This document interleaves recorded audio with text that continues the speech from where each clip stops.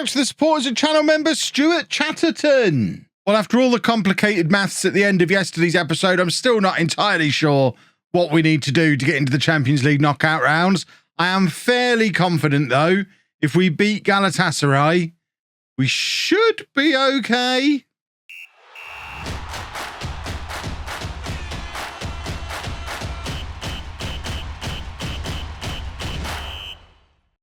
Hello, welcome to Club 4, part 28 of Non-League to Legend. I'm Kevin. Coming up on today's episode, we have a very important league game away against Manchester City before taking on Galatasaray in that all-important Champions League game. All the games are important these days. It's madness. Since you were last with me, we've played a couple of games in the Premier League. We won them both, and this is what the Premier League table looks like. We are third in the league after 14 games, 3 points off top of the table Chelsea. We face Manchester City now, who are currently 5 points behind us. A win for us here, it very much becomes a three-horse race at the top of the table for the title, with Man City, Arsenal and Liverpool scrapping amongst themselves for fourth place behind us. What a time to be alive. Of course, it does rely on us going to Manchester City and picking up the win. I'm hoping that we are now reaching the point of the save where this Manchester City team is starting to get a little bit old. Although it does seem that they're freshening it up a little bit from where it has been in recent years. They've got Seeker on their bench. Goodness me. Old man Jude Bellingham on their bench as well. See what I mean? Load of old men. Bunch of old men everywhere. This is the team we're sending out there. Once again, having to rest Pedro Luis, who really is struggling for fitness this year. We have just made him club captain. Because, I mean, he's just our best player by a gazillion miles. Everybody wants him and we want to keep him around. We don't want him to go to any of those clubs. So let's make him captain, try and tie him down that way. He's on a long contract. I am hoping we get to keep him at the club. I don't think he's made it into the Premier League Dream 11 yet. But as a regular starter and goal scorer for Brazil, he's not that far away. You don't have to scroll on the Premier League's key players to find him. Unfortunately, the two best players in the Premier League are both strikers. So it's a little bit challenging for him to break through. But again, we're talking about players getting old. Kylian Mbappe, 33 years old now. How long until Pedro Luis usurps him and becomes the best striker in the Premier League? I guess this guy is probably going to have something to say about it. I mean, that's ridiculous. 28 goals in 31 caps for England. Came through the youth system at Watford. Look at all those goals. He's got 16 from 14 this year. He's going to stop Pedro Luis winning the Golden Boot, and I am not very happy about it. So this is our team. Hoy and Hal in goal. A back four of Caesar, Fernandez, Knoll and Paviot. Zamorano at the base of the midfield. Walsh and Tipple ahead of him. An all-English central midfield. Lovely stuff. Gilberto Carlos then in behind Abraham and Casolari up front. You can see we've got quite a few tired players off the back of another busy run of games and a very important Champions League game to come. We're resting as many as we can. Etienne Tipple still not completely fit, but I think we need him. Pedro Luis not completely fit. Aaron Uga not completely fit. Mura, Romero, Navarro, lots and lots of players not really fit to play today. So it's not ideal timing. The games do come very quickly, one after the other. It's not as if it's a problem that's unique to us. Manchester City are going to be in exactly the same boat. And so far this season, we've floated in that boat better than they have. Because that's a sentence that people say, I think. They've got old man Bellingham back in the side for this, and old man Mbappe, old man Adeyemi, old man Declan. Oh, I mean, Ruben Diaz must be nearly 40, surely. That is it's a very good team, but it is aging. And hopefully this is the year they just fall off completely and we take their place as part of the Premier League's Big Three. Remember, Manchester City have been dominating the Premier League for most of the last 10 years. I think they've won it the last 4 or 5 years in a row. And obviously on their day, they're still going to be a very, very strong side. But we've got to hope that we've got enough about us to at least not make fools of ourselves today. We've talked a lot about what would happen if we come here and pick up a win. I'd be delighted if we just come here and don't lose. We don't need to make the gap between us and them bigger than 5 points. 5 points is plenty. And what we don't want to do is let them back into it and get ourselves caught up in this group of 4 whilst Chelsea and Manchester United start to break clear. That's not ideal at all. I think after 2 years in the Champions League, we've got to start looking in terms of, are we ever going to win the Premier League with Norwich, or are we going to leave? I know I've talked about it a few times, but it feels like with Pedro Luis as good as he is and form as good as it's been, if we're going to win it, it's going to be in the next year or two, or I'm likely to move on before we get there. So let's try and win the Premier League. Asa Walsh getting a very important challenge in there. It worries me watching him go to ground in the penalty area when he's already on a yellow card, but luckily there was no Manchester City player anywhere near him. There's that Mbappe guy again. Probably do need to keep an eye on him. I've heard he's quite useful, and they're trying to attack around the side of our left back again, but Zamorano, the former Manchester City man, is there to cover, but it's cleared and just comes straight back at us again. It's been like a training exercise in this first half. They are just absolutely relentlessly attacking us. Luckily, Hoyenhal is having one of his games. You know what he's like, on a 7.8 there today. And I think having Diego Knoll back in the side, he's a big difference maker for a game like this as well, although he's now no longer club captain because Pedro Luis has taken over that responsibility. He is still a key player and a key leader for us out there on the pitch. Paviot now on the right-hand side, who's been fantastic since coming in as an emergency last-ditch, didn't even scout him because he was the only right-back available loanee when we realised we had no defenders at the start of the season. I've kind of think he might be my first choice right-back at this point. I really do like him. We've got an optional future fee on him as well. He might be joining us permanently in the summer if we can scratch together, I think it's £24 million. Completely missed his header there. I'm bigging him up and he's there just making me look like a fool. Not acceptable. Right. Etienne Tipple was the man before kickoff who wasn't fully fit, who we did start. So Diaz can come on for him. Let's check in on Griffin Diaz, who still is not a natural central midfield player. He's also still 5-star potential. If we ever go back to playing with wingers, that guy's going to be a superstar. But I think he's just digging his heels in and refusing to become a central midfield player. We are going to bring on Pedro Luis as well with 30 minutes to go. Although he's not fully fit, and obviously we need him for Galatasaray, you can't leave him on the bench for too much of a game of this magnitude. So on he comes, the partner Casolari up front. It allows us to rest Tammy Abraham, ready for the big Galatasaray game as well. And there's the ball for Casolari. Hits it over the top for Pedro Luis, who's got in behind the defence the way he's done so many times this year. He couldn't get his shot away quick enough. And in the end, it is blocked, but it's bobbling around in the penalty area. Once again, the pace of Pedro Luis causing absolute chaos. Oh, it's wonderful when when he does it. I love that man. Right, our fullbacks are shattered.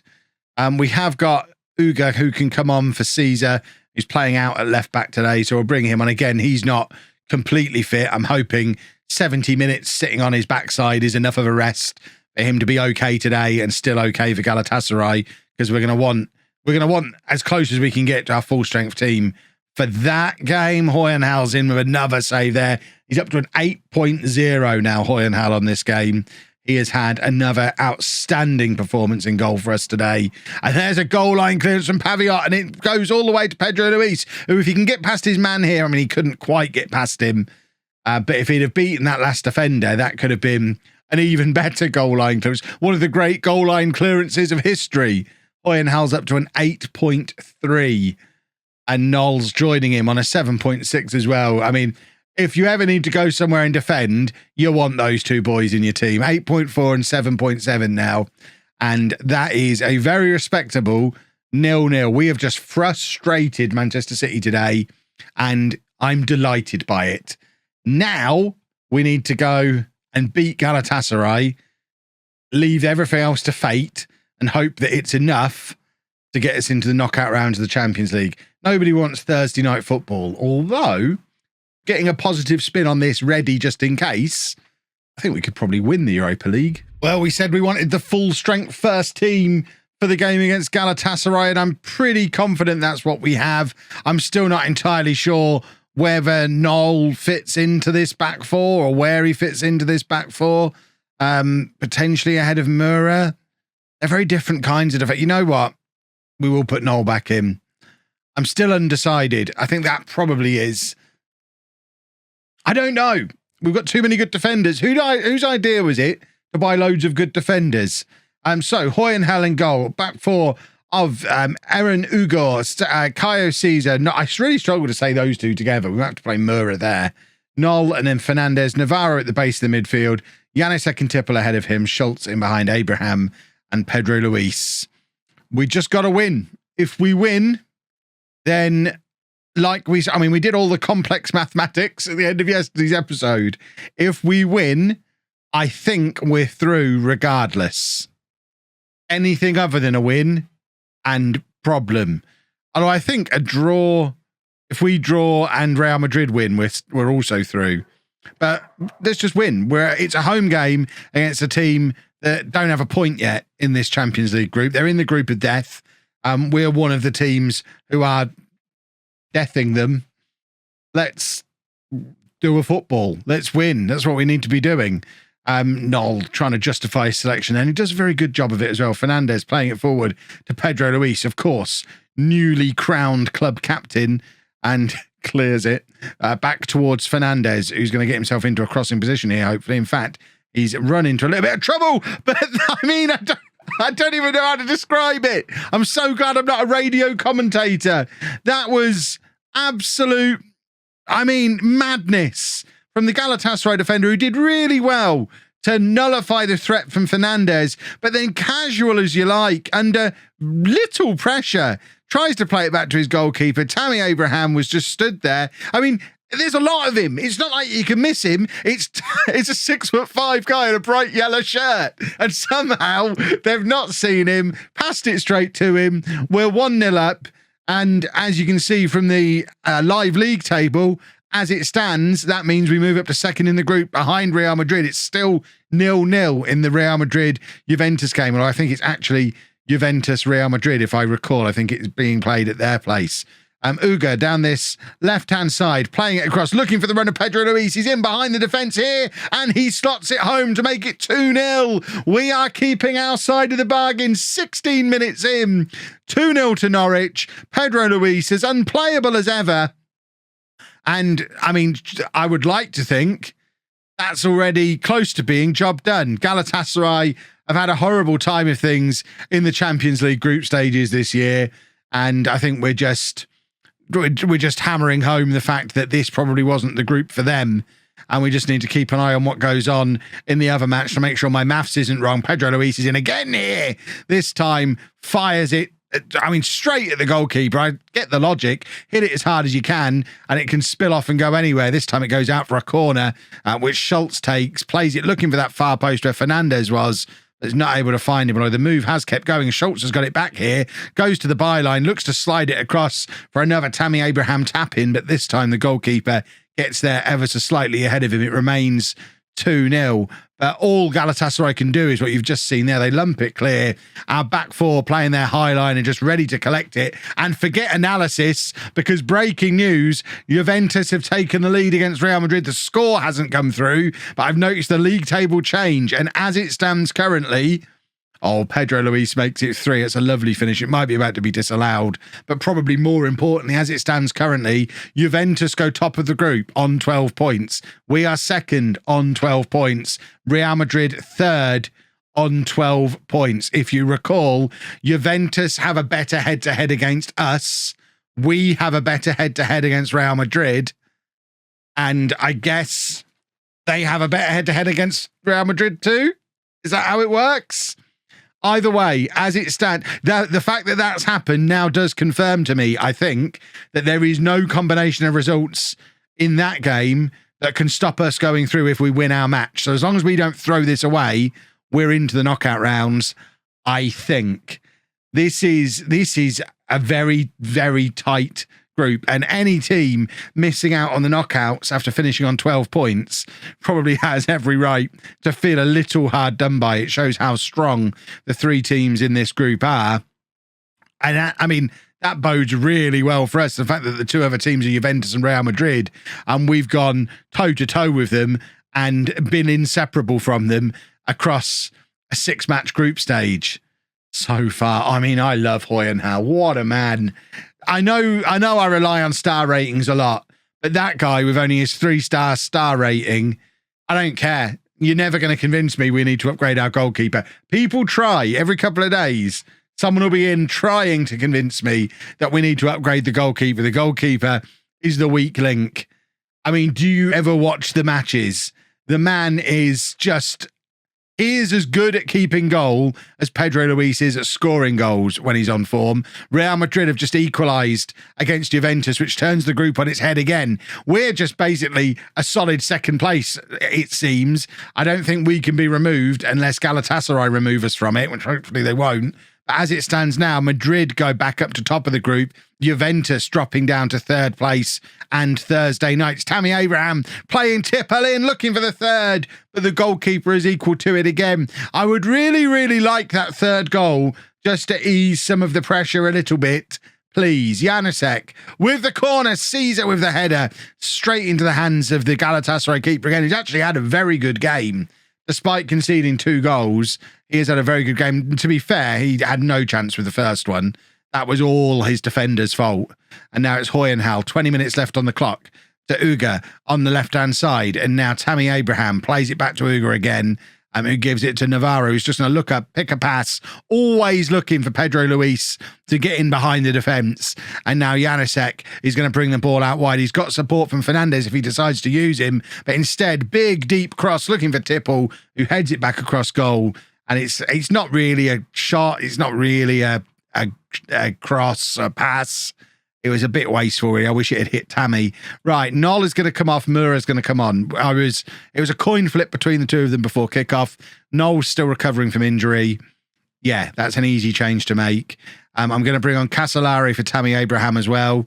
And for the final change, Tipple is tired, so Zamorano can come on for him. A little bit more strength in midfield. Janusek can move into the Mezzala role. And hopefully that just shores up the midfield with an extra tackler in there. A little bit more pace and running up front from Casolari. And this is brilliant from Eranuga. Plays it back to Schultz. And there's number 3. It's a first ever goal for Norwich for Colin Schultz. He has settled himself in nicely. We have our new number 10 hero. And he's just put the cherry on top of the cake today. And we just need to hope, after a comfortable victory here against Galatasaray, that I haven't ballsed up the maths somewhere along the line and that we don't see something happen in the next 20 minutes that ruins my day. It is still 1-1 between Real Madrid and Juventus. I don't think there's anything that can happen to knock us down to third. Now, if there is, it's going to be horrible. It'll be truly horrible. Right, big clearance, and we're just comfortably dealing with it again. This is good stuff. Janusek just turns around, gets his back to goal, and plays it off towards the left back. And that's poor from Uga, actually. And it's left us in a little bit of trouble, but Caesar is quick enough to be there for covering. That's the great thing about these defenders we've been bringing in over the last few years. With the exception of Noll, the rest of them are all so quick. They're very much able to handle that kind of thing. We play a very high defensive line, but with such quick defenders, we're able to get away with it. And it's a little bit of a difference from some of the systems we've used over the years, but we do get caught out more often with the ball over the top. It happens less and less with this Norwich team because we've got the covering defender, the sweeper keeper, and 4, at the moment, very fast defenders on the pitch at the same time. So even when Noll's and they're being a little bit slower, there's always somebody who can cover for his slight lack of pace. Navarro now to Eranuga, who is just look at that. That's a left back keeping hold of the ball like that. This is beautiful stuff. And he's still got it. Just tackle me more. What are you going to do? Plays it across to the other fullback. Is Fernandez going to have a go? He gives it to Janusek. It's 4. And surely there's nothing that can go wrong. We're well ahead on goal difference of both the other teams. So even if head-to-head stops being part of the issue, which I can't imagine it would be, I don't think so. I think the only way head-to-head breaks is if Madrid beat Juventus, but then Juventus is down on 9 points anyway, and it doesn't matter. I think we're fine. I really think we're fine. Juventus have just equalised again, or gone ahead again, I think. So as it stands at the moment, it's Madrid who are going to be playing on Thursday nights. Juventus topping the group. It is all... I mean, it's just... What a last match day. I won't believe we're through until I see the confirmation, because anything could have happened. There you go. There is the confirmation. So it ended Juventus 3, Real Madrid 1, Norwich 4, Galatasaray 0. And looking at the goal differences, I think it's fair the two that have gone through. Real Madrid only able to do a goal difference of 2 over 6 matches, and they are rewarded with a trip to the Europa League. Beautiful. That is probably, and people will no doubt try and correct me in the comments, but getting out of that Champions League group might just be the greatest achievement in the history of Norwich City Football Club. Do we get to do the draw before the next match? No. So you'll find out who we're playing in tomorrow's episode. We did it. And if you've enjoyed that, please make sure you leave a nice big thumbs up on there for me. Subscribe to the channel for daily Football Manager videos. And thank you very much for watching.